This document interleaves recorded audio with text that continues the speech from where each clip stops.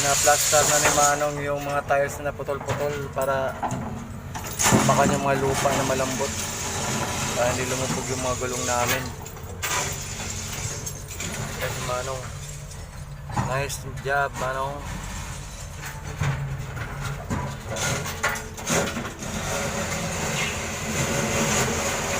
Natambakan niya yung mga lupang malambot. Pag tagulan kasi nalubog yung mga gulong namin. Nahirap kami makaalis. Ayan, ginagawa niya na ng paraan. So, daming tiles yan. Manambak.